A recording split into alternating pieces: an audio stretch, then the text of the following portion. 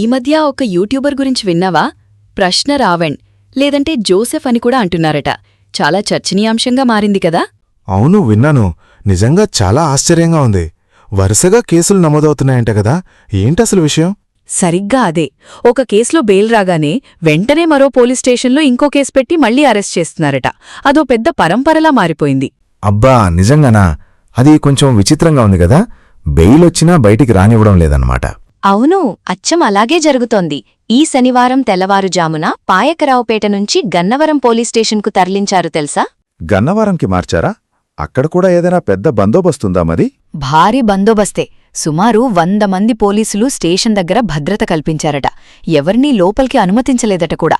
ఎలాంటి అవాంఛనీయ ఘటనలు జరగకుండా చాలా జాగ్రత్తలు తీసుకున్నారు. 100 మంది పోలీసులా? అంటే ఈ విషయం ఎంత సీరియస్ అయిందో అర్థమవుతోంది. ఈరోజు కోర్టులో హాజరుపరిచే అవకాశముందని కూడా విన్నాను. కరెక్ట్, అదే జరుగుతుందని సమాచారం. కాని అసలు ట్విస్ట్ ఏంటంటే, గన్నవరంలో ఈ తంతు అంతా నడుస్తూ ఉండగానే హనుమాన్ జంక్షన్ పోలీస్ స్టేషన్లో ఇంకో కొత్త కేసు నమోదైందిట. ఏం నిజంగానా? అబ్బా, ఇది మరీ వింతగా ఉందే. అప్పుడే ఇంకో కేసా? అవును, జనసేన నాయకుల ఫిర్యాదు మేరకు హనుమాన్ జంక్షన్లో కేసు నమోదైంది. కూటమి ప్రభుత్వ నేతలపై చేసిన వ్యాఖ్యల నేపథ్యంలోనే ఈ కేసులన్నీ అని చెప్తున్నారు కదా. సరిగ్గా. డిప్యూటీ సీఎం పవన్ కళ్యాణ్, ముఖ్యమంత్రి చంద్రబాబు నాయుడు వంటి నేతలపై ఆయన చేసిన వ్యాఖ్యలే ఈ కేసులకు కారణమన్నమాట. జనసేన, టీడీపీ నాయకులు చట్టపరమైన చర్యలు తీసుకోవాలని పోలీసులను కోరారట. అవును, సరిగ్గా అదే. మొత్తానికి ఇదిప్పుడు రాష్ట్రవ్యాప్తంగా పెద్ద చర్చనీయాంశంగా మారింది. ప్రతిసారి బెయిలొచ్చినా మళ్లీ ఇంకో కేసులో అరెస్ట్ చేయడమనేది ప్రజలకు చాలా ఆశ్చర్యాన్ని కలిగిస్తోంది. నిజమే. చూద్దాం మరి ఈ విషయం ఎక్కడి వరకు వెళ్తుందో. చాలా ఆసక్తికరంగా మారింది ఈ వ్యవహారం.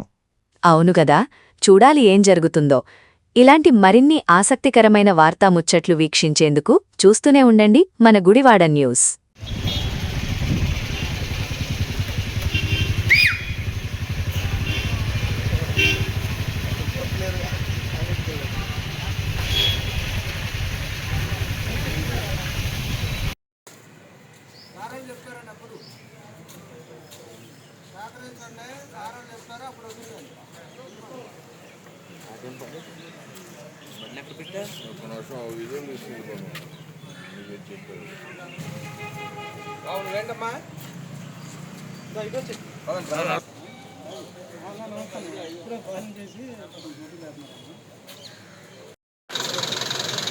ఇప్పుడే